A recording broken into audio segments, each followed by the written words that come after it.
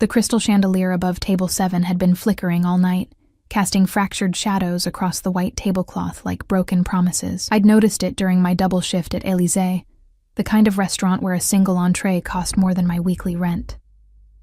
My feet ached in the cheap flats I'd worn through at the heels, and the constant smile I'd painted on felt like it might crack and fall off in pieces onto the marble floor. "Refill his water, girl.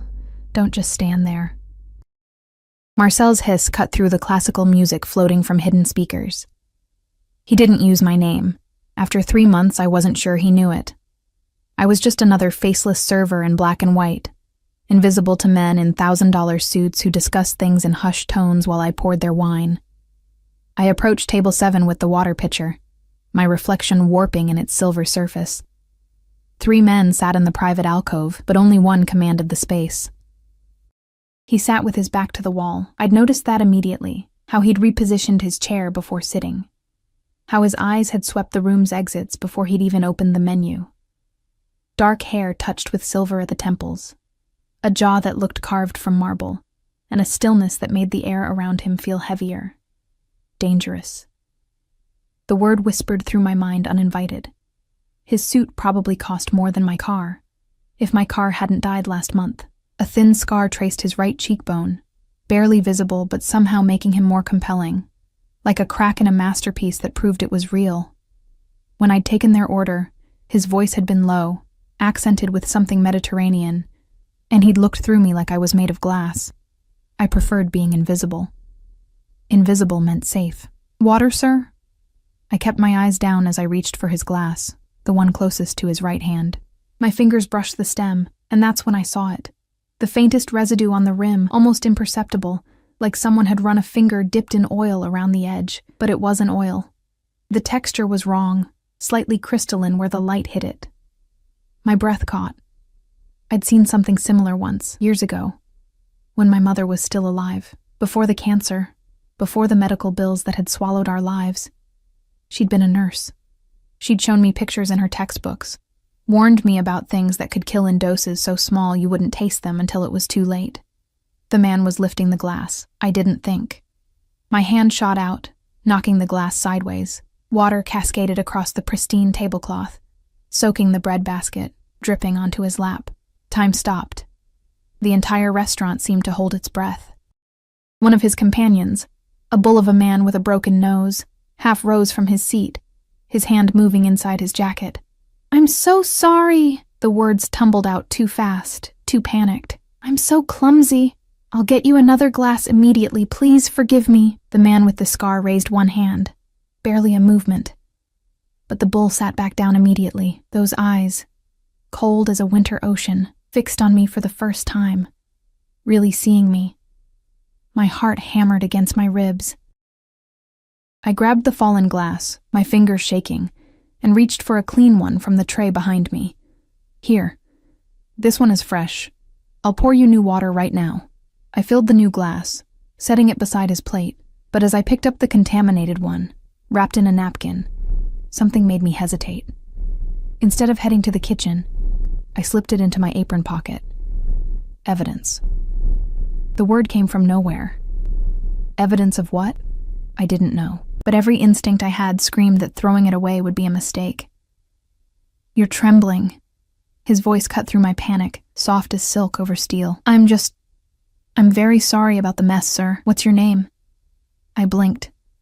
In 3 months, no one had asked. "Emma, sir." "Emma." He repeated it slowly, like he was tasting the syllables. "Look at me, Emma." I forced my eyes up. His face was unreadable, but something flickered in those dark eyes. Calculation, perhaps, or suspicion. Behind him, the third man at the table, silver-haired with a priest's collar, watched me with unsettling intensity. "How did you know?" The question was barely above a whisper, but it hit me like a shout. "Know what, sir? I just slipped." "Dante," the bull interrupted in heavily accented English. "We should leave, now." The man, Dante, didn't move. "Who sent you here?" "No one sent me anywhere. I just needed the job." My voice cracked. "I don't understand what you're asking." His hand moved to his jacket pocket, and I stopped breathing. But instead of a weapon, he withdrew a business card, setting it on the table beside his untouched plate. Black cardstock with silver lettering I couldn't read from where I stood. "Marcel!" The restaurant owner's voice boomed across the space. I turned to see him storming toward us, his face purple with rage. "What have you done, you stupid girl? These are our most important guests." "It was an accident," I whispered, but Marcel wasn't listening. "You're fired. Get out. Now." "She stays." Dante's words weren't loud, but they carried absolute authority. Marcel froze mid-gesture, his mouth opening and closing like a fish. "In fact, she'll be serving only my table from now on. I trust that won't be a problem?" It wasn't a question. Marcel's face went from purple to white. "Of course, Mr. Caruso. Whatever you wish. Emma, apologize properly to Mr. Caruso." But Dante stood, buttoning his jacket with deliberate precision. The bull and the priest rose with him. "We're leaving. Emma, that card. Keep it safe. You'll be hearing from me." They moved toward the exit, and I noticed for the first time the two other men in dark suits positioned near the door, earpieces visible, hands clasped in front of them. Security. How had I missed them? Dante paused at the threshold, turning back to look at me one last time. The expression on his face made ice crawl down my spine. It wasn't gratitude. It was possession. Then they were gone, and I was left standing in the wreckage of Table 7, soaked napkins in my hands and a poisoned glass burning a hole in my apron pocket. Marcel grabbed my arm, his fingers digging in hard enough to bruise. "What the hell just happened? Who is that man to you?"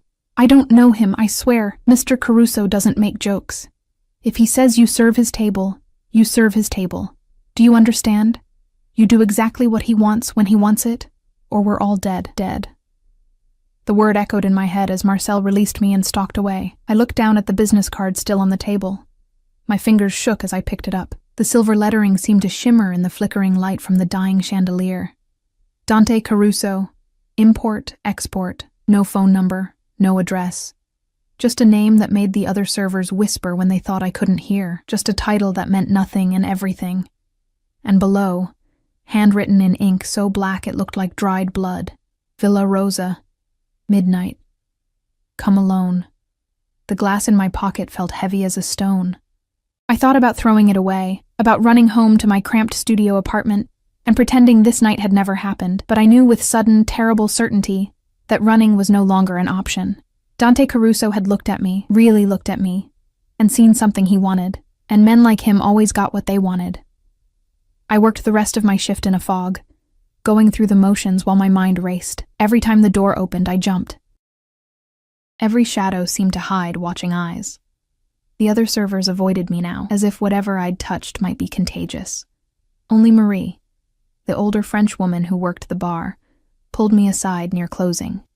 "You don't know what you've done, Cherie," she whispered, her lined face full of pity. "Dante Caruso is not a man you want noticing you. Who is he?" She laughed, but there was no humor in it. "Who is he? He's death in a handmade suit. He's the reason half the police force looks the other way. He's—" She stopped, glancing around nervously. "Just forget tonight happened. Burn that card. Don't go to wherever he told you to go." But even as she said it, I knew I wouldn't follow her advice. Because in my pocket, wrapped in a napkin, was proof that someone had tried to kill Dante Caruso, and I was the only one who knew. The question wasn't whether I would go to Villa Rosa. The question was whether I would survive it. The address wasn't hard to find. Villa Rosa sat in the hills above the city like a crown on a tyrant's head, visible from almost anywhere if you knew where to look. I'd passed it 100 times on the bus route to work, always wondering what kind of people lived behind those iron gates, in that sprawling estate where lights glowed warm against the night sky like captured stars. Now I knew. Monsters lived there. Beautiful, dangerous monsters who could end my life with a gesture. I should have stayed home. Should have burned the card like Marie said, flushed the contaminated glass down the toilet, and pretended Dante Caruso was just another wealthy customer who'd leave a generous tip and never return. But at 11:30, I found myself on a bus climbing into the hills, wearing the only dress I owned that wasn't my work uniform, a simple navy blue thing I'd bought at a thrift store for my mother's funeral. The glass sat in my purse, still wrapped in the napkin. Evidence. Insurance. A death sentence in crystal form. The bus dropped me at the base of the long driveway. Wrought iron gates stood sentinel, cameras perched like ravens on the stone pillars. I approached on foot, my heels clicking against the pavement too loud in the midnight silence. Before I could reach for the intercom, the gates swung open with a low groan. They'd been watching, waiting. The driveway curved through manicured gardens that probably cost more to maintain than I made in a year. Solar lights illuminated rose bushes heavy with blooms that perfumed the cool air, their sweetness almost cloying. The main house rose 3 stories, all creamstone and arched windows, lit from within like a jewel box. A fountain dominated the circular drive, water cascading over marble angels frozen in eternal prayer. 2 men in dark suits materialized from the shadows as I approached the front steps. One was the bull from the restaurant. Up close, his broken nose looked like it had been reset badly, probably more than once. The other was younger, with cold eyes and hands that moved to pat me down before I could protest. "Arms up," he ordered in accented English. "I'm not armed." "Arms." "Up," I complied, face burning as his hands moved efficiently over my body. He found my purse, rifled through it. His fingers paused on the wrapped glass. Our eyes met. He pulled it out slowly, holding it up to the light from the house. "What's this?" "Evidence," I said, surprised by the steadiness in my voice. "From tonight. That's why I'm here." The bull spoke into a radio in rapid Italian. A response crackled back. He gestured toward the door. "Dante will see you. Don't make any sudden moves. Don't touch anything. Don't speak unless he asks you a question directly." The entrance hall made me feel like I'd stepped into a museum. Marble floors polished to mirrors, a grand staircase that split in 2 directions, and paintings on the walls that looked old enough to be in actual museums. A crystal chandelier, not flickering, perfectly maintained, cast prismatic light across surfaces that gleamed with care and wealth. My shoes squeaked on the marble. I wanted to disappear into the floor. The bull led me through corridors that seemed to go on forever, past rooms glimpsed through half-open doors, a library with floor-to-ceiling shelves, a dining room with a table that could seat 20, a study with dark wood and the scent of old leather and cigars. Finally, we stopped before double doors of carved wood that depicted some classical scene I didn't recognize. He knocked twice. A voice from within called out in Italian. The doors opened. Dante Caruso stood before a wall of windows overlooking the city, hands clasped behind his back, still wearing the suit from dinner, but with his jacket removed and his sleeves rolled to his elbows. Even in this relaxed state, he radiated controlled power. He didn't turn as I entered, but I knew he was aware of every movement I made. The room was an office, I realized. A massive desk dominated one side, covered in papers and multiple phones. Leather chairs faced a fireplace where flames crackled despite the mild temperature outside. Bookshelves lined another wall, and I caught titles in Italian, English, French. A man who spoke multiple languages. A man who read philosophy and history while running an empire built on violence.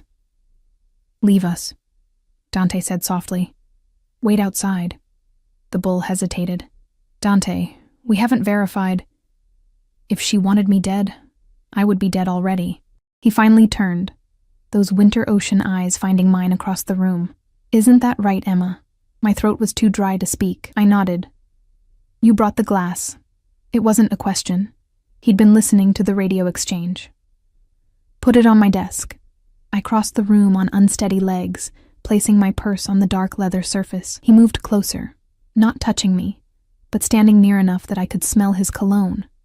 Something expensive and dark, cedar and spice. His fingers extracted the wrapped glass with careful precision. "Do you know what was on this rim?" he asked, unwrapping it slowly. I think it was poison, some kind of toxin, ricin." He held the glass up to the firelight, examining the residue. "Extracted from castor beans, tasteless, odorless, causes organ failure within days. By the time symptoms appear, it's too late for treatment. A professional's choice." He set the glass down and turned to face me fully. "How did you know?" "I didn't. Not for certain. I just I struggled to find words. My mother was a nurse. Before she died, she taught me things. About poisons, about what to watch for. I saw the residue on the rim and something felt wrong, so I just reacted. Just reacted. He repeated my words with something that might have been amusement. Do you have any idea what you did tonight, Emma? I spilled water on an important customer? You saved my life. He moved to the desk, pressing a button on one of the phones, and in doing so, you painted a target on your back the size of this house. The blood drained from my face. What? Whoever poisoned that glass is now wondering why I'm still alive. They were watching, certainly. They saw you switch the glasses. They saw me leave unharmed, which means... The door burst open. The priest from the restaurant entered, followed by two other men I hadn't seen before. One in an expensive suit that strained over his bulk, the other thin and nervous-looking with wire-rimmed glasses. They all started speaking in Italian at once, voices rising in argument. Dante raised one hand. Silence fell instantly. English. He said quietly, "We have a guest." The priest turned to look at me for the first time. Really look at me. His eyes were kind but shrewd. "This is the girl? The waitress? This is Emma. Emma, this is Father Antonio, my consigliere. The large gentleman is Marco, my head of security. And the one who looks like he's about to have a heart attack is Luca, who was supposed to taste everything that came to our table tonight." Luca went even paler, if that was possible. "Dante, I swear, I don't know how it happened doesn't matter right now." Dante's voice remained soft, but something in it made Luca flinch. "What matters is that someone got close enough to poison my drink. Someone who knew where I'd be, when I'd be there, and had access to that table before we arrived." "An inside job," Marco rumbled. "Has to be. Restaurant staff, one of the suppliers, maybe someone in the kitchen. Or one of our own people," Father Antonio added quietly. "Someone who knew your schedule, Dante. Someone who could arrange for you to be at Élysée tonight." The implications hung in the air like smoke. I stood frozen, suddenly understanding how deep I'd waded into waters that would drown me. "The girl witnessed nothing," Marco said, looking at me with calculation in his eyes. "She can't identify anyone, doesn't know anything about our operations. We should pay her well and send her home with a warning to forget tonight ever happened." "She kept the glass," Dante said. "She recognized poison, and instead of panicking or running to the police, she brought it here, to me." "Why?" The question was directed at me, 4 pairs of eyes fixed on my face. I swallowed hard, forcing myself to meet Dante's gaze. "Because going to the police would have been useless. Men like you..." I stopped, reconsidered my words. "Men with your kind of power, the police don't touch them, and whoever tried to kill you, they would have known I saw something. They would have come for me eventually. My only chance was to come here first, to prove that I'm not a threat, that I'm on your side. Are you?" His head tilted slightly. "On my side? I don't even know what side that is. I just know that I'm a waitress who can barely make rent, and you're... whatever you are. If keeping you alive keeps me alive, then yes, I'm on your side." Silence fell. Father Antonio laughed suddenly, a warm sound that seemed out of place in the tension. "She's smart, this one, and honest. Refreshing." "She's a liability," Marco countered. "Anyone who saw her at the restaurant..." "Will assume she's my new mistress," Dante interrupted smoothly. "Unremarkable. Expected, even. A man in my position taking an interest in a beautiful young woman causes no suspicion." My face burned. It's not a proposition, Emma. It's a cover story. Starting tomorrow, you'll be seen with me publicly. At restaurants, events, anywhere I go. You'll live here, in the guest house. Marco's men will provide security. In exchange, you'll tell us everything you remember about tonight. Every person you saw, every detail, no matter how small. And if I refuse? His expression didn't change, but something flickered in his eyes. Then I send you home tonight, and whoever poisoned that glass finds you within a week. Maybe 2, if you're lucky and smart about hiding. But they will find you, Emma, and they won't be as merciful as I am. Merciful? The word escaped before I could stop it. You're blackmailing me. I'm protecting you. There's a difference. He moved closer, close enough that I had to tilt my head back to maintain eye contact. Someone tried to kill me tonight. They'll try again. And until I know who and why, everyone connected to this evening is in danger. That includes you. So yes, you can call it blackmail if it makes you feel better about the choice. But the reality is simple. You're safest here, under my protection, playing the role of my companion, or you're dead within days. My hands were shaking again. I clasped them together, trying to maintain some dignity. What about my apartment? My things? My job? Marco will retrieve whatever you need. As for your job, you won't be returning to Élysée. I'll ensure you're compensated far better than whatever Marcel was paying you. I don't want your money. Then what do you want? The question was genuine, curious. Everyone wants something, Emma. What is it you want? To survive. To not end up like my mother, dying slowly in a hospital room that smelled of disinfectant and despair. To matter to someone. To be seen as more than invisible. But I couldn't say any of that. Not to this man whose eyes seemed to read thoughts I hadn't formed yet. I want to know I'm safe, I finally said. I want to know that helping you tonight wasn't the worst mistake of my life. Something shifted in his expression. Too quick to read. You have my word. No harm will come to you while you're under my protection. And when I'm not, when this is over and you've found whoever did this. He smiled then, but it didn't reach his eyes. Let's solve the mystery of who wants me dead first. Then we'll discuss your freedom. It wasn't an answer. It was a prison sentence wrapped in silk. Father Antonio stepped forward, his priest's collar somehow making him look more dangerous rather than less. The girl needs rest. It's late, and she's had a traumatic evening. Marco, show her to the guest house. Make sure it's secure. Dante nodded slowly, not taking his eyes off me. We'll talk more tomorrow. There's much to discuss. I was dismissed. Marco's hand on my elbow guided me toward the door, and I went without protest because my legs felt like water and my mind was spinning with everything that had just happened. At the threshold, I looked back. Dante stood in the firelight, his face half in shadow, holding the poisoned glass like it was made of spun gold rather than death. Our eyes met across the space. "Thank you," he said quietly. "For my life." Before I could respond, Marco pulled me into the corridor. The doors closed with a soft click that sounded like the ceiling of a tomb. The guest house was larger than my entire apartment building. Marco led me down a stone path lined with solar lights, past the main villa to a smaller structure that still managed to be 3 times the size of any place I'd ever lived.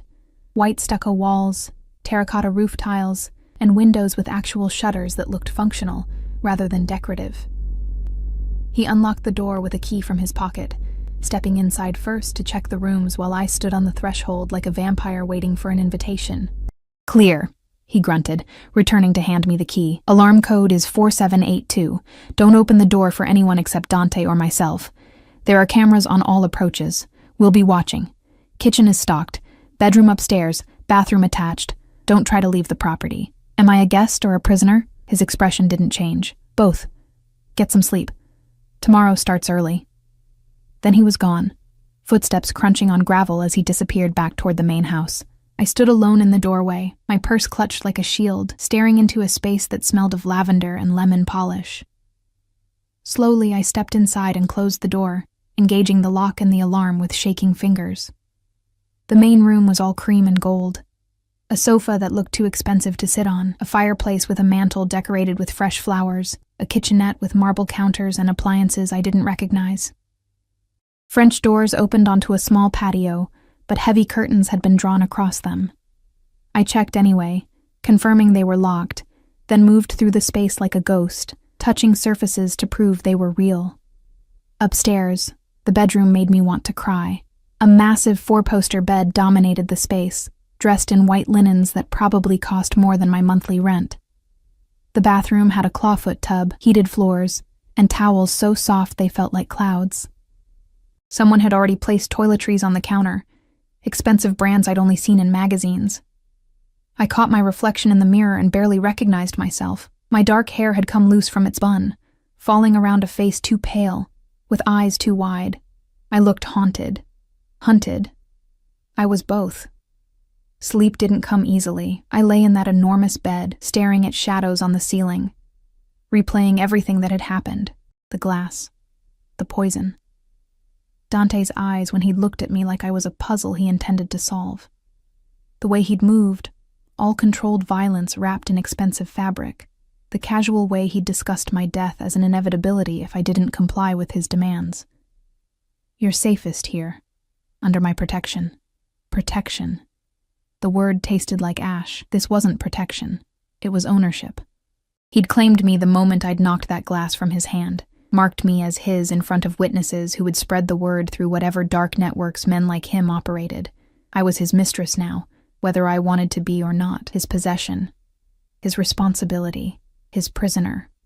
When dawn finally crept through the curtains, I gave up on sleep and showered, using the expensive products that smelled of jasmine and vanilla. My funeral dress was wrinkled, the only clothing I had. I put it back on anyway, armor of a sort, and went downstairs to find the kitchen already occupied. A woman stood at the counter, arranging pastries on a plate. She was older, maybe 50, with gray streaking her dark hair and kind eyes that assessed me with surprising warmth. "Ah, you're awake. Good. I'm Rosa. I manage the house for Mr. Caruso." Her English carried a heavy Italian accent. "I brought breakfast. You must be hungry." I wasn't. My stomach was twisted in knots. But I nodded anyway, letting her guide me to a small table by the window. She poured coffee from a silver pot, added cream without asking, and pushed the pastries toward me with maternal insistence. "Eat. You're too thin. Mr. Caruso likes his women with curves." "I'm not his woman," her smile was knowing. "Not yet, perhaps. But he looks at you differently. I've worked for him 8 years. I know that look. You're special. I'm a witness, a liability he needs to control." "If that's what you need to believe." She patted my hand, her fingers warm and calloused. "Men like Mr. Caruso don't bring women here. This house, it's been empty since his sister lived here years ago. But for you, he had it opened, cleaned, prepared in hours. That means something." I wanted to argue, but she was already moving toward the door. "Someone will bring your clothes from your apartment this morning. Mr. Caruso wishes to see you at 10. Wear something nice. You're going into the city." Then she was gone, leaving me alone with coffee and pastries I couldn't eat, and the growing certainty that I'd fallen into something far more complicated than a simple protection arrangement. At 9:30, a knock at the door made me jump. I checked the window first. Marco stood on the path, holding several shopping bags with designer labels I recognized from magazine ads. I disarmed the alarm and opened the door a crack. "Your things from the apartment," he said, not unkindly, "and some new items Mr. Caruso thought you might need." The bags landed in the entryway. I rifled through them, finding my meager possessions, some clothes, toiletries, the photograph of my mother I kept on my nightstand, mixed with tissue-wrapped packages that contained dresses, shoes, and lingerie so expensive I was afraid to touch them. I chose one of the dresses, a simple emerald green sheath that fit perfectly, as if someone had known my exact measurements. The shoes were Italian leather, comfortable despite their height. When I looked in the mirror, I almost didn't recognize the woman staring back. I looked like I belonged in a place like this. The illusion was almost convincing. Marco returned at exactly 10, his expression unreadable as he assessed my appearance. "Good. The car is waiting." The car was a black Mercedes with tinted windows and bulletproof glass. I could tell by the thickness when Marco opened the rear door. Dante sat in the back seat, dressed in a charcoal suit that probably cost more than a year of my wages, scrolling through his phone with casual elegance. He glanced up as I slid in beside him, and something flickered in his eyes. "Green suits you," he said simply. "It brings out the gold in your eyes." I hadn't known my eyes had gold in them. I clasped my hands in my lap to keep them from shaking. "Where are we going?" "Breakfast, then shopping, then lunch at a place where we'll be seen by the right people." He pocketed his phone as the car began to move, smooth as silk. "You need to understand how this works, Emma. As of this morning, every major player in the city knows you're under my protection. They know you're accompanying me publicly. What they don't know is why, and that uncertainty works in our favor." "How?" "Because it makes you valuable, untouchable. Anyone who harms you insults me directly. And no one is foolish enough to do that without very good reason. He shifted slightly, angling toward me. But you need to play the part convincingly. Can you do that? What part exactly am I playing? My companion. My interest. Someone I've chosen to keep close. His eyes held mine. Someone I'm protecting because I want to, not because I have to. Heat crept up my neck. And what does that involve? In public? You stay near me. You let me touch you. Nothing inappropriate. Just small gestures that indicate intimacy. A hand on your back, your elbow. You smile, laugh at my jokes, look at me like I'm the only person in the room. His voice was matter of fact, like he was describing a business transaction. In private, you answer my questions about that night. You help me identify who might have had access to that table. You trust me to keep you safe. And if I can't do that, can't pretend to be whatever you want me to be, then whoever poisoned me will assume you know something dangerous. They'll come for you, Emma, and I might not be there to stop them. He leaned closer, close enough that I could see the fine lines at the corners of his eyes, smell that dark cologne. I don't want that. Despite what you might think, I don't enjoy putting innocence in danger. Then let me go. Send me away somewhere safe, somewhere far from here. There is nowhere far enough. His hand moved to my face, fingers gentle as they traced my jawline.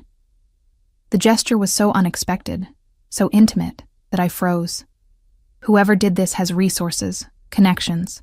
If they want you dead, distance won't save you. Only I can do that.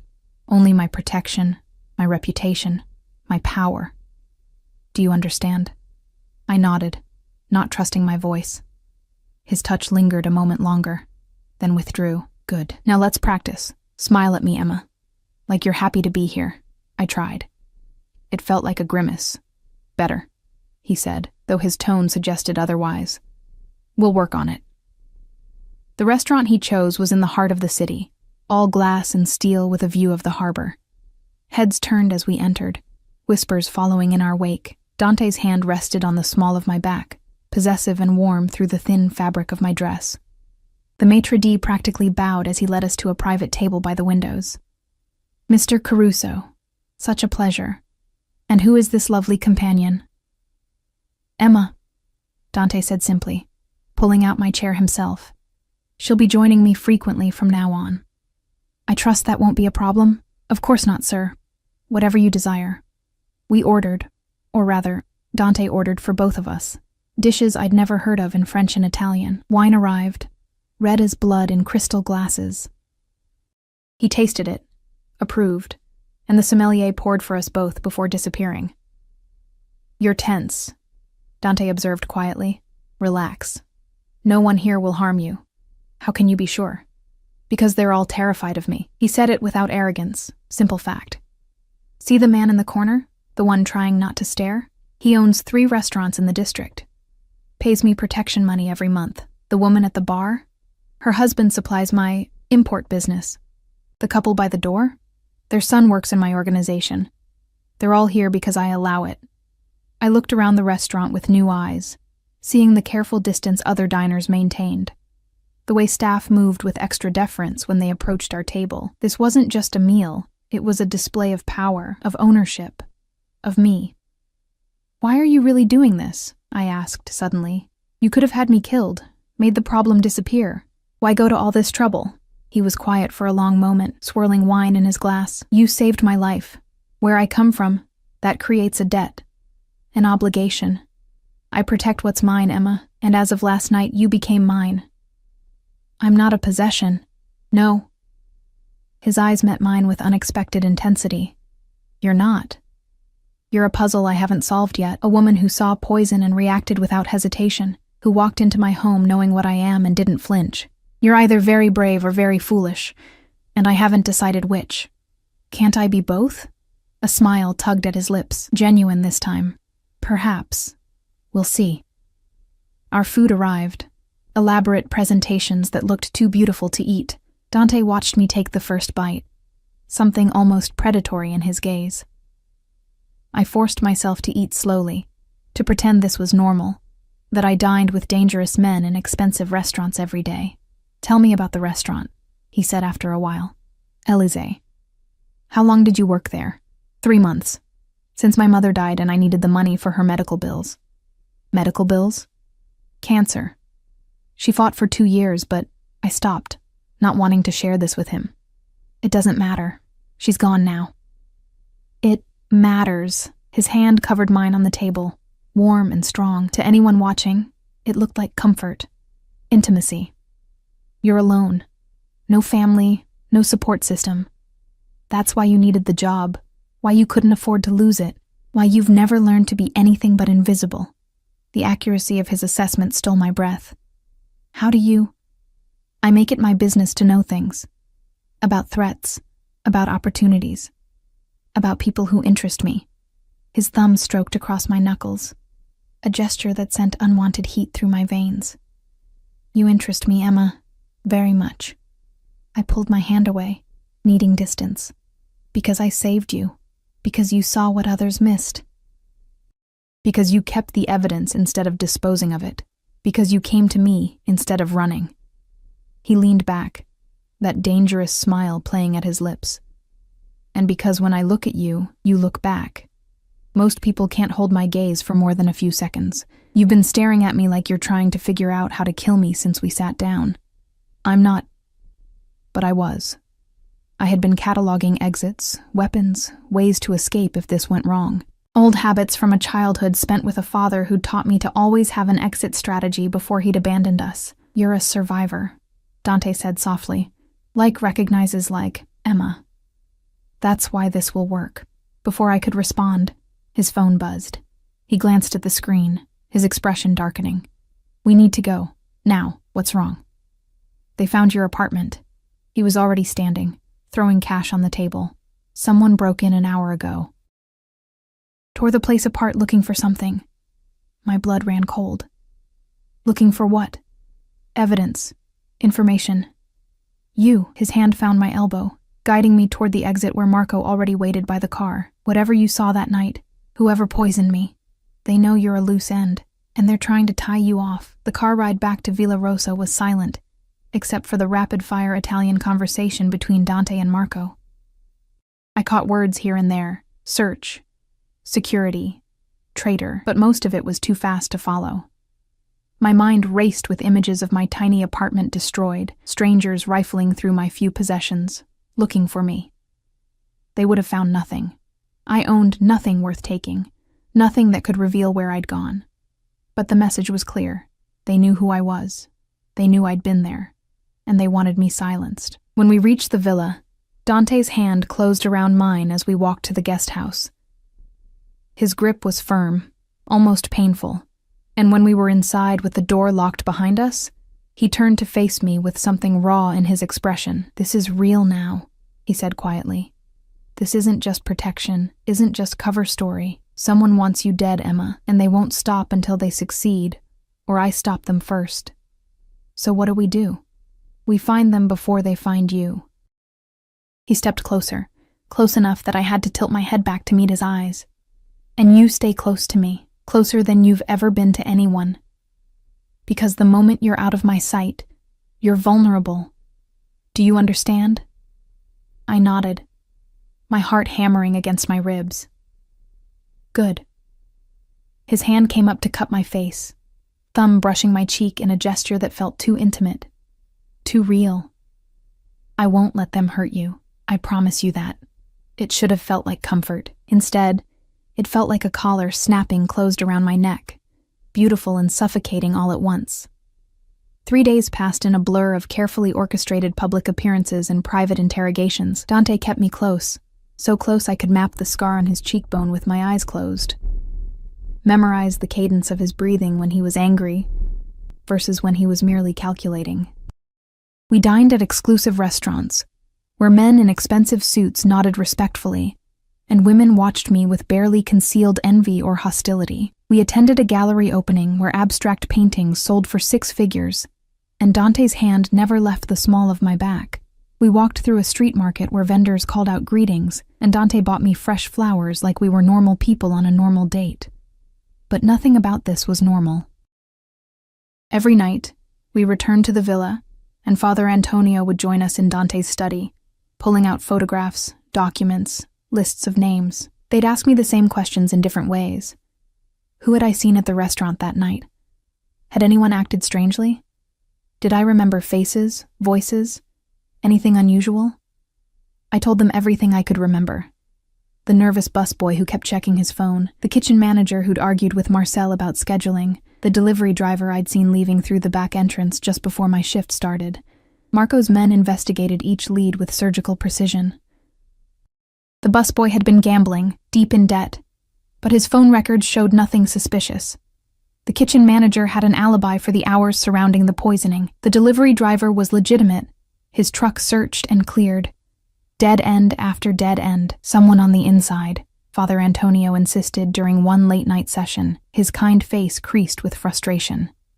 Someone who knew Dante's schedule, his preferences. This wasn't random. Then we look closer to home, Dante said quietly, dangerously. His eyes found mine across the desk. Emma, you should rest. This doesn't concern you. But it did concern me. Every day that passed without answers was another day that phantom assassin stayed free, another day I remained trapped in this gilded cage. So I stayed, curled in the leather chair by the fireplace, watching these dangerous men strategize like generals planning a war. It was the fourth night when everything changed. I'd been trying to sleep in the guest house, the enormous bed feeling more like a raft on a dark ocean than a place of rest. Around 2 a.m, I heard gravel crunching outside. Footsteps. Multiple sets. I grabbed my phone, ready to call Marco, when the alarm system blared to life. Someone had tried to breach the perimeter. Lights flooded the grounds, shouting in Italian. The crack of gunfire made me drop to the floor, heart hammering so hard I thought it might burst. More shots, closer now. I crawled toward the bathroom, the only room without windows, and locked myself inside with shaking hands. Minutes felt like hours. The shooting stopped. Silence fell, worse than the noise. Then footsteps on the stairs, fast and heavy. The bedroom door crashed open. Emma! Dante's voice, sharp with something I'd never heard before, fear. Emma, where are you? Bathroom, I managed, my voice barely a whisper. The door handle turned. I'd locked it. Open the door. It's safe now. I forced myself to stand, unlock the door. Dante stood in the doorway, his suit jacket gone, shirt sleeves rolled up, and something dark staining his white shirt. Blood. Not his, I realized. He moved without injury, but his hands were stained with it. Are you hurt? He crossed the space between us in 2 strides, hands running over my arms, my shoulders, checking for wounds. Did they touch you? No, I'm fine. What happened? Who was...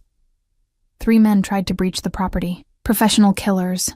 His jaw was tight, eyes blazing with controlled fury. They came for you, Emma. Specifically for you. They had your photograph, a description of this house. Someone told them exactly where to find you. The implications crashed over me like ice water. Someone inside your organization. Yes. The word was barely more than a growl. He pulled me against him suddenly, his arms wrapping around me like bands of steel. His heart thundered against my ear, his breath coming fast. They got within 30 meters before Marco's men stopped them. 30 meters, Emma. If they'd been better, if they'd been faster. But they weren't. I pulled back enough to look at his face. I'm okay, we're okay. His hand came up to cradle the back of my head, fingers tangling in my hair. This ends now. No more waiting, no more investigating. Tomorrow we force their hand. How? By making you irresistible bait. His eyes met mine, dark and determined. There's a charity gala tomorrow night. Every family in the organization will be there, including whoever wants us both dead. You'll come with me as my official companion. We'll announce our relationship publicly, make you too valuable to kill without declaring war on me directly. You want to use me as bait. I want to protect you by making the cost of your death too high. His thumb stroked across my cheek, the gesture now familiar, almost comforting. In my world, Emma, power is the only currency that matters. And tomorrow night I'm going to make it very clear that you have mine. What if it doesn't work? What if they try anyway? Then I'll kill everyone in that room until I find the guilty party. He said it so calmly, so matter-of-factly. that I believed him. But it won't come to that. Whoever is behind this, they're trying to weaken me, to make me look vulnerable. Killing you now, in front of everyone, would be suicide. They'll wait, regroup. And when they do, we'll be ready. I should have been terrified, should have demanded he send me away, hide me somewhere they'd never find me. But standing in his arms, his blood on my skin from where he touched me, I realized something that made my chest tight. I trusted him. This dangerous man who'd made me his prisoner had somehow become my only anchor in a world spinning out of control. "Okay," I whispered. "I'll do it." Something shifted in his expression, surprise, perhaps, or satisfaction. "You're braver than you know, or more foolish. You said you hadn't decided which." "I've decided." His forehead touched mine, his breath warm against my lips. Definitely brave. The moment stretched between us, heavy with possibility. His eyes dropped to my mouth, and for one insane second I thought he might kiss me. Wanted him to, despite everything. But he stepped back instead, the mask of control sliding back into place. "Try to sleep. Marco will post guards outside your door until morning. You're safe now." But as he left, I realized I didn't feel safe. I felt like I was standing at the edge of a cliff, and tomorrow night I would either learn to fly or fall into an abyss that would swallow me whole. The gala was held at the Grand Palazzo, a historic building that had been converted into an event space for the obscenely wealthy. Rosa had arrived early that morning with a team of stylists who transformed me into someone I barely recognized. The dress was midnight blue, almost black, with a neckline that plunged daringly and a skirt that hugged my curves before falling in soft waves to the floor. My hair had been swept up into an elegant twist. Diamonds, real diamonds, Rosa assured me, glittering at my ears and throat. "Mr. Caruso had these made for you," Rosa said, fastening the necklace. "They belong to his mother. He wants you to wear them tonight." I stared at my reflection, at the stranger wearing dead woman's jewels, and tried not to think about what that meant. Dante arrived at 7, dressed in a tuxedo that made him look like he'd stepped out of a classic film. His eyes widened fractionally when he saw me, something heated flickering in their depths before he controlled it. "You look..." He stopped, searching for words. "You look like you belong in my world." "I don't belong anywhere," I said quietly. "Then we'll make a place for you." He offered his arm. "Ready?" No. I'd never be ready, but I took his arm anyway and let him lead me to the waiting car. The palazzo was magnificent, all marble columns and frescoed ceilings, crystal chandeliers casting prismatic light across a ballroom filled with the city's elite. Men in tuxedos and women in couture mingled with champagne flutes, their laughter cultured and careful. But beneath the civilized veneer, I felt the danger. These weren't just wealthy socialites.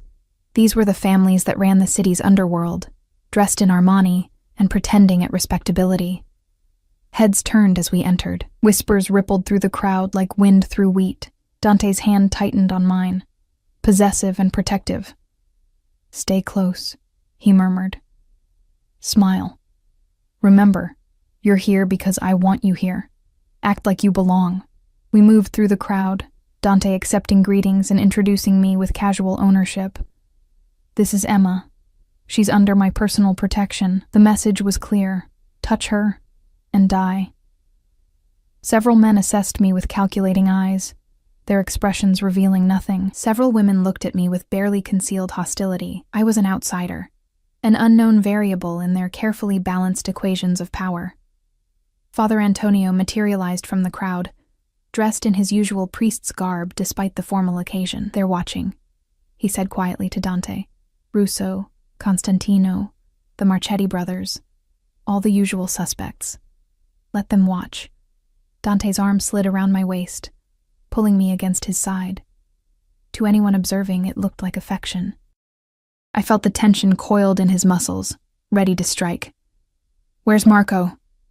"Positioned at the exits with our men. If anyone moves against you tonight, we'll know." A string quartet began playing from a raised platform. Couples moved toward the dance floor. Dante turned to me, his expression softening slightly. "Dance with me." It wasn't a request. He led me onto the floor, one hand at my waist, the other capturing mine. We began to move, and I was surprised to find he led well, guiding me through the steps with practiced ease. "You dance," I observed. "I do many things that might surprise you." His eyes held mine, intent. "You're doing well. They're all wondering who you are, why I've claimed you. Let them wonder. Is that all this is? Theater? Is that what you want it to be?" The question was loaded, dangerous. Before I could answer, a man approached, silver-haired and elegant, with cold eyes that reminded me of a snake. "Dante, how lovely to see you here. And who is this enchanting creature?" "Emma," Dante said coolly. "Emma, this is Lorenzo Marchetti, an associate, Marchetti repeated, his accent thick. "Such a diplomatic word. Your father and I were great friends, Dante." Before his unfortunate passing, something dark flickered across Dante's face. "My father's death was no accident." "No?" Marchetti's smile didn't reach his eyes. "Perhaps you should be more careful then. Men in our line of work, we have so many enemies, and bringing a beautiful young woman into such a dangerous world." He looked at me, his gaze crawling over my skin. "It seems almost reckless." Dante's hand tightened on my waist, almost painful. "Emma is none of your concern. Of course. I merely worry for her safety. These are dangerous times. Why, just the other night, I heard there was trouble at your villa. Attempted break-in, wasn't it? How frightening for your guest. The temperature seemed to drop. Every instinct I had screamed that this man was involved, that his innocent concern was a mask for darker intentions." Dante must have felt it too, because his body went rigid against mine. "If you know something about that incident," Dante said softly, deadly, "I suggest you share it. Now." "I know nothing." Marchetti spread his hands innocently. "Only rumors. You know how people talk. But perhaps you should consider that keeping such a valuable possession requires more security than you currently possess." His eyes found mine again. After all, accidents happen, even to those under the strongest protection. He walked away before Dante could respond, disappearing into the crowd. I felt Dante's heart racing against my palm, his breathing controlled but shallow. "That was a threat," I whispered. "That was a confession." His eyes scanned the room, finding Father Antonio and making some subtle signal. He as good as admitted he's behind the attempts. The arrogant bastard thinks he's untouchable. Why would he want you dead?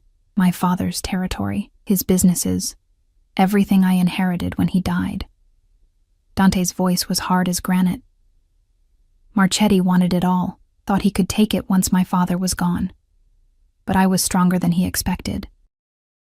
Smarter. So he's been trying to undermine me for years. And now he thinks killing me will break you, I finished. Make you weak, vulnerable. Yes. His arms tightened around me. But he's wrong. Hurting you won't break me, Emma. It will unleash something he's not prepared to face. The music swelled. We moved through the steps mechanically now, both of us watching Marchetti across the room as he spoke with other men, gestured subtly in our direction. Planning? Plotting. "What do we do?" I asked. "We spring the trap." Dante's smile was sharp as a blade. "Marco is already moving people into position. When Marchetti leaves tonight, we'll follow, find out where he's keeping his hired killers. End this before he can make another move. And me? You stay at the villa, behind every security measure we have. This ends tonight, Emma. I promise you that.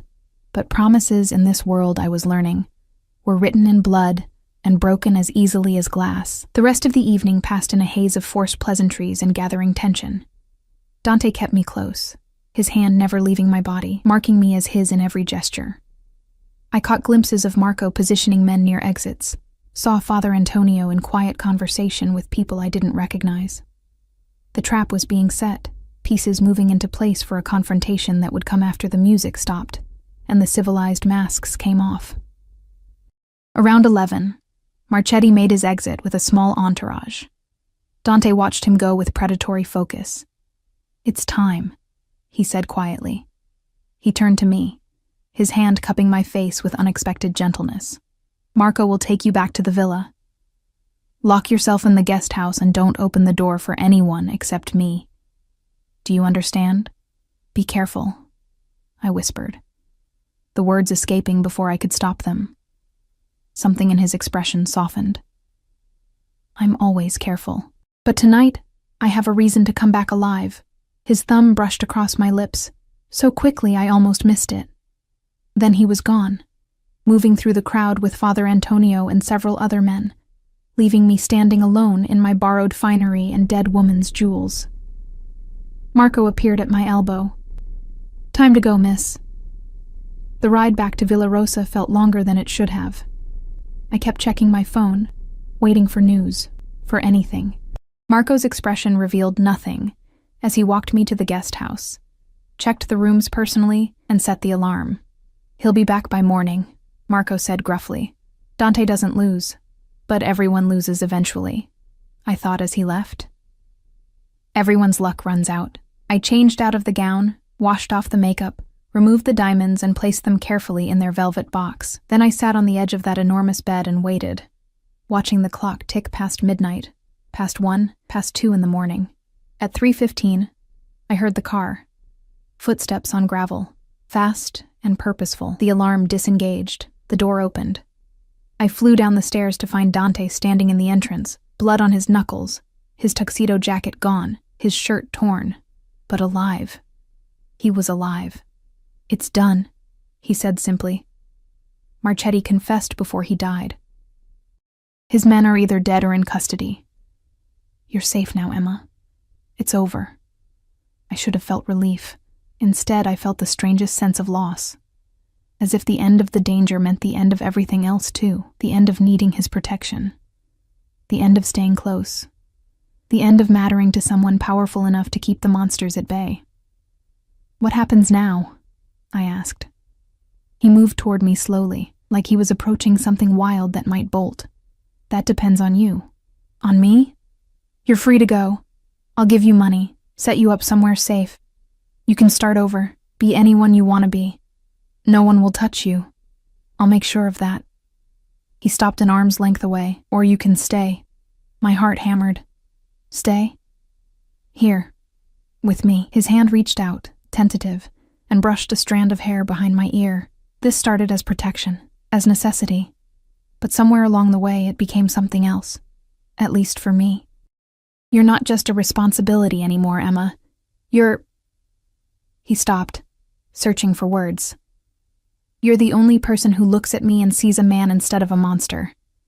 I don't want to lose that. I don't want to lose you. The confession hung between us, raw and honest. I thought about my empty apartment, my invisible life, the years stretching ahead with nothing but survival to show for them. And I thought about these past days, feeling seen for the first time, mattering to someone, being protected by arms that made me feel safe instead of trapped.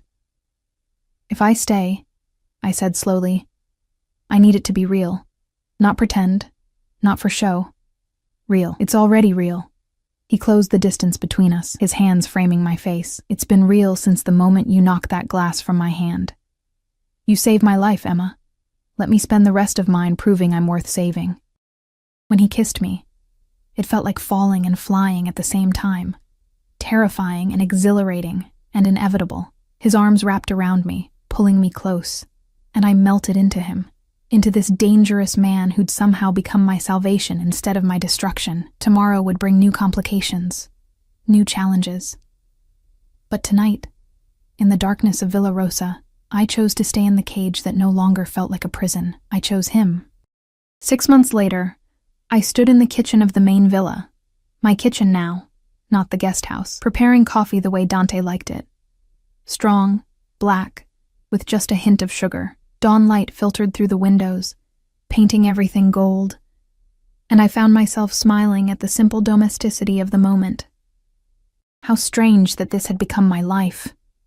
Mornings in a house that no longer felt like a museum, beside a man who'd somehow transformed from captor to protector, to something I was still learning to name, love, perhaps, though that word felt too small for what had grown between us. The past 6 months had been an education in Dante's world. I'd learned to read the subtle shifts in his expression that warned of danger, to recognize which phone calls required privacy and which ones meant business was good. I'd learned that Father Antonio told terrible jokes, that Marco had a soft spot for stray cats, and that Rosa cried at romantic movies when she thought no one was watching. I'd also learned that Dante Caruso, feared by half the city's underworld, made breakfast on Sundays, sang off-key in the shower, and sometimes woke from nightmares that left him shaking until I wrapped my arms around him and reminded him he wasn't alone.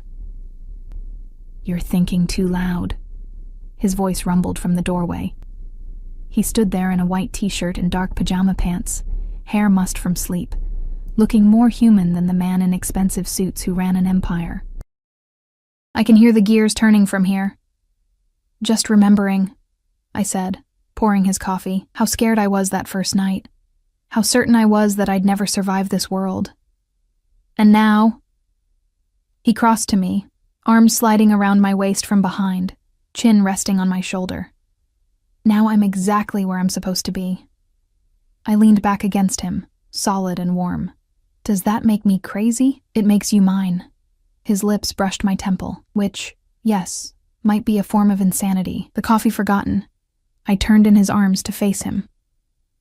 The scar on his cheekbone caught the morning light, and I traced it with my fingertip, a gesture that had become habit, ritual. "I never asked how you got this." "A knife fight when I was 16. My father's enemies thought killing his son would send a message." His hand covered mine, pressing it to his face. "They were wrong. It only made me stronger, meaner." "I don't think you're mean. You haven't seen all of me yet." But his eyes were soft when he said it, vulnerable in a way he only allowed behind closed doors, away from the men who needed him to be invincible. "Some parts of my world, Emma, they're dark, ugly. I've done things that would make you run if you knew." "Then don't tell me." I pulled his face down to mine, kissing him gently. "I know enough. I know you're dangerous, that you've hurt people, probably killed people. I'm not naive about what you do. But I also know you've never hurt me, never lied to me, and you've given me something I never had before. A place to belong. You could have belonged anywhere." "No." I cut him off firmly. "I was invisible before you, a ghost moving through life, barely existing. You saw me, Dante. Really saw me.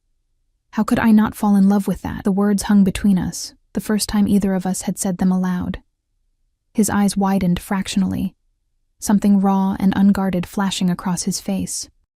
"Say it again," he demanded, his voice rough. "I love you." Easier the second time, natural as breathing.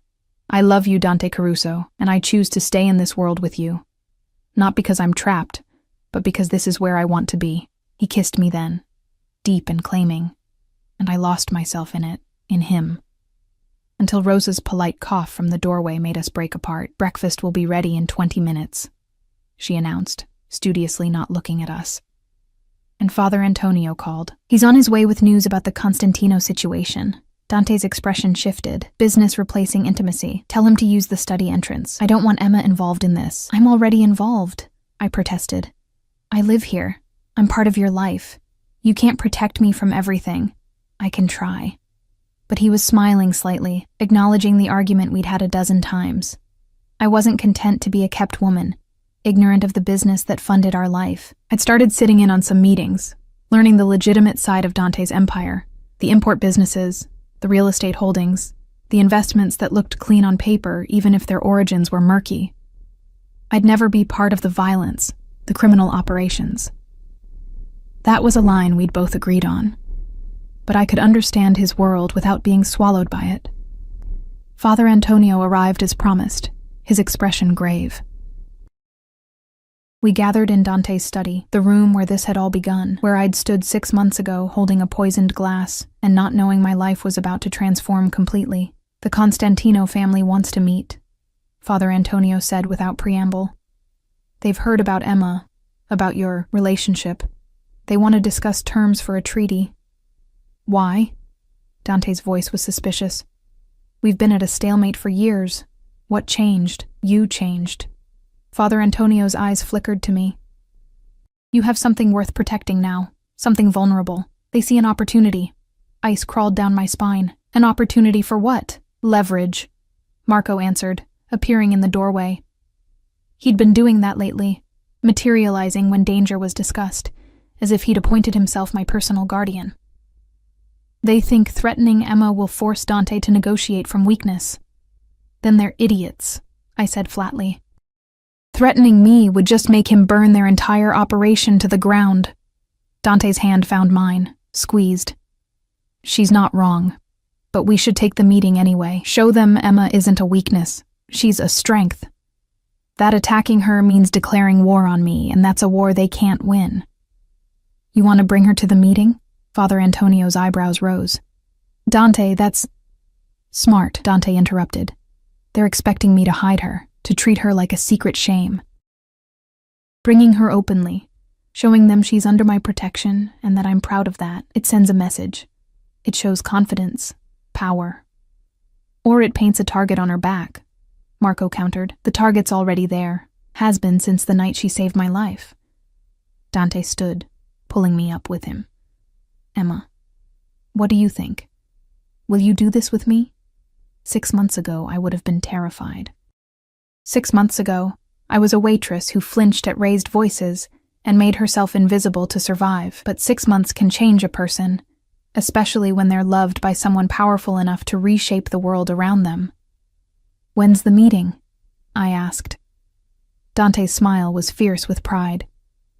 Tomorrow night. Neutral territory. The Monarch Hotel. They're Don, his sons, and whatever muscle they bring. We'll bring Father Antonio, Marco, and a security team. What do I need to do? Be yourself. Be the woman who saw poison and didn't hesitate.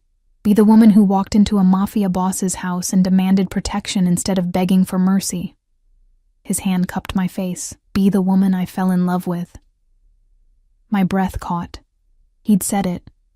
Finally, after 6 months of showing me in 1,000 ways, he'd said the words, "You love me?" I whispered. Desperately, obsessively, probably unhealthily. His forehead touched mine. I told you that night. You became mine the moment you saved my life. But somewhere along the way, I became yours too. And I need you to know that before tomorrow, before you walk into that meeting. Whatever happens, whatever threats they make, know that I love you, that I'll die before I let anyone hurt you. Don't talk about dying. I gripped his shirt, suddenly fierce. We're going to walk into that meeting together, show them we're untouchable, and walk out the same way. Together. Do you understand? His laugh was low and warm. Yes, ma'am. The Monarch Hotel was the kind of place where presidents stayed and scandals were born. All marble and gold, with security that looked the other way when men in expensive suits gathered for meetings that never appeared on any official registry. Dante's hand stayed firmly on my lower back as we entered the private conference room on the top floor, his body positioned slightly in front of mine, protective even while projecting confidence. The Constantino family waited at a long table. Don Constantino himself, an elderly man with sharp eyes and hands gnarled by age. His 2 sons, both in their 40s with their father's calculating expressions, and enough security to start a small war.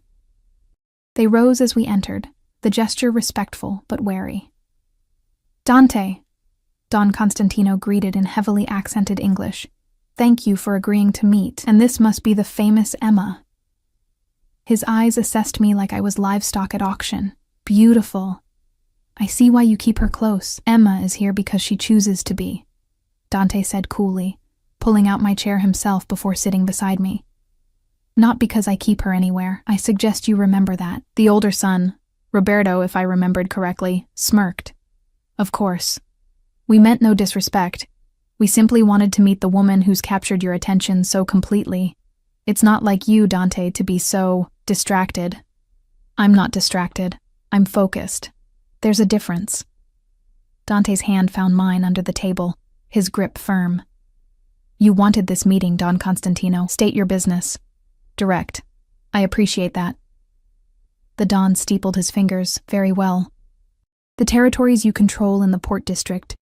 We want access to the northern warehouses for our shipping operations. In exchange, we offer you 15% of our pharmaceutical imports and favorable terms on... No. The single word cut through the dawn's pitch like a knife. Silence fell. Roberto's face flushed with anger. You didn't even let him finish, the younger son, Antonio, protested. I don't need to. The answer is no. Those warehouses are mine. The port access is mine. And I'm not interested in your pharmaceutical imports, favorable terms or otherwise. Dante's voice was calm, almost bored. Is that all? Don Constantino's expression hardened. You're making a mistake, Dante. We're offering you a partnership, an alliance that could benefit us both. Refusing so quickly, it's short-sighted, especially for a man with new vulnerabilities. His eyes flickered to me. The threat was barely veiled. I felt Dante's body tense beside me, coiled to strike. But before he could respond, I leaned forward, drawing all attention to myself. Vulnerabilities? I repeated, keeping my voice steady. Is that what you think I am? I think you're a complication, Roberto said bluntly. A distraction that makes Dante weak. A woman playing in a man's world, not understanding the danger she's in. You're wrong on all counts. I met his gaze steadily. I'm not a complication. I'm a partner. Not a distraction. I'm a motivation. And I understand danger perfectly well. I saw someone try to poison Dante and stopped it. I've been targeted by assassins and survived. I've walked into this meeting knowing exactly what kind of men you are and what you're capable of. So don't mistake my gender for weakness, and don't mistake Dante's love for vulnerability. The silence that followed was deafening. Even Don Constantino looked momentarily nonplussed. She has fire, he finally said. I like that. But fire burns, young lady, and you're playing with matches in a room full of gasoline. Then I suggest you don't light any more flames, Dante said softly, dangerously. Emma is under my protection. She's part of my family now. And in our world, Don Constantino, you know what that means. Harm her, threaten her, even look at her wrong, and there will be consequences. The kind that end families and burn empires to ash. You'd start a war over a woman? Roberto sneered. I'd end one. Dante stood, pulling me up with him. This meeting is over. The answer to your proposal is no. It will always be no. And if you interpret Emma's presence in my life as weakness, then you don't understand me at all. He buttoned his jacket with deliberate precision. Come at me if you want. Challenge my territories, my businesses, my power. But leave Emma out of it. Because the man who threatens her won't live long enough to regret it. We walked out, heads high. Marco and Father Antonio falling into formation around us. I didn't breathe properly until we were in the car, pulling away from the hotel with Dante's security team following in 2 separate vehicles. That was either very brave or very stupid, Father Antonio said from the front seat. It was necessary, Dante replied. His arm was around me, holding me close. They needed to see that Emma isn't a secret weakness hidden away. She's a declared strength, an equal partner. Anything less would have made her a target. They'll still try, Marco predicted grimly. Men like that, they don't respond well to rejection. Let them try. Dante's voice was steel wrapped in velvet. I've been preparing for this since the night Marchetti tried to have Emma killed. Every business, every alliance, every piece of leverage I've built, it's all pointed toward this moment, toward being strong enough that no one would dare touch what's mine. What's ours? I corrected quietly. I'm not a possession, remember? His expression softened. What's ours? He agreed. Together, the retaliation came 3 weeks later, but not in the way any of us expected. I was in the villa's library, curled up with a book, when Marco burst in with his phone pressed to his ear, his expression darker than I'd ever seen it. Where's Dante? He barked. In the city, meeting with the shipping contractors. What's wrong? The Constantinos hit one of our warehouses, burned it to the ground. 3 of our men are dead, 5 more injured. His jaw was tight. This is war, Emma. Real war. You need to get to the safe room now. My heart hammered, but I stood calmly. I need to call Dante first. He already knows. He's on his way back. But until he's here, the windows exploded inward. Glass rained down like deadly snow. Marco threw himself over me, his weight crushing as bullets tore through the library. I heard shouting. the distinctive crack of gunfire from multiple directions. Marco's security team returning fire. Smoke began to fill the room, acrid and choking. "Stay down," Marco ordered, already moving, pulling me with him toward the door. But it burst open before we reached it, and 2 men in masks rushed in with raised weapons. Marco shot the first one without hesitation. The second got a round off that caught Marco in the shoulder, spinning him sideways. He went down hard, and suddenly I was alone, staring at a masked man whose gun was pointed directly at my chest. Time slowed. I thought about running, about screaming, about all the ways this could end, but mostly I thought about Dante, about never seeing him again, about leaving him alone in this dark world he'd tried so hard to protect me from. The man's finger tightened on the trigger. The shot never came. Rosa appeared behind him like an avenging angel, wielding a heavy candlestick that connected with his skull with a sickening crunch. He dropped like a puppet with cut strings. She grabbed my hand, yanking me toward a hidden panel in the wall I'd never known existed. "Safe room," she gasped, blood on her face from a cut above her eye. "Now! Move!" We tumbled into darkness, the panel sliding shut behind us just as more gunfire erupted. The safe room was small, reinforced, with monitors showing camera feeds from throughout the property. I watched in horror as men in tactical gear swarmed the villa, exchanging fire with Marco's security team. Bodies fell on both sides. Smoke billowed from multiple entry points. "They came prepared," Rosa whispered, her hand finding mine. "This isn't just retaliation. This is an execution." "Where's Dante?" My voice broke on his name. She pointed to one of the monitors. A convoy of vehicles was racing up the driveway, moving fast enough to suggest desperation. The lead car, Dante's Mercedes, screeched to a halt near the front entrance. I watched him emerge, gun in hand, his face a mask of cold fury that made my blood run cold. He was magnificent and terrifying, moving through the chaos like a force of nature, his men falling into formation around him. I watched him kill 2 attackers with precise shots, watched him drag a wounded security guard to cover, watched him fight his way toward the villa with single-minded determination. He was coming for me. The battle lasted 17 minutes. I watched every second on those monitors, my heart stopping and restarting with every bullet that came too close to Dante. But slowly, inevitably, his superior training and knowledge of the property turned the tide. The attackers began to retreat, those who could. Those who couldn't were shown no mercy. When the last gunshot faded, Dante was already at the library wall, shouting my name. Rosa disengaged the locks, and the panel slid open to reveal him standing there, blood-spattered and wild-eyed, his chest heaving. "Emma," he breathed. And then I was in his arms, both of us shaking. I thought, when Marco called and said you were under fire, I thought I'd lost you. I'm okay. Rosa saved me. And Marco's hit. He needs medical. Already called. Helicopters inbound. But he didn't let me go, his face buried in my hair, his hands running over my back like he needed to confirm I was real. "This ends tonight. I'm done playing civilized. The Constantinos wanted war. They're going to get annihilation." "Dante, no." He pulled back, his hands framing my face, his eyes blazing with something primal and possessive.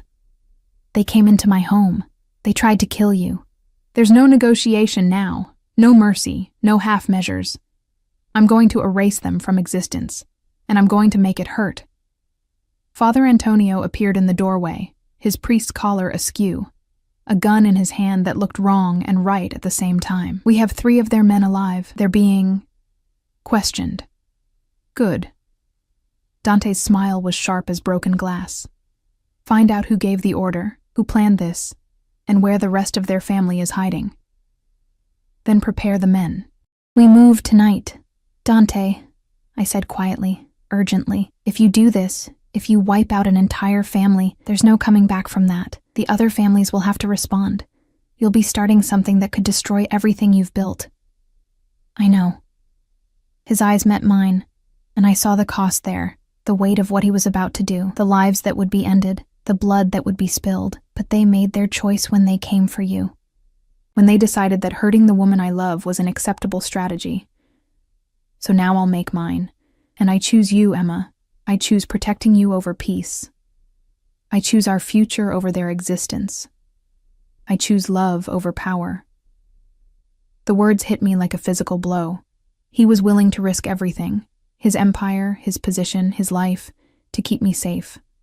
And suddenly I understood what Rosa had said that first morning, about me being special.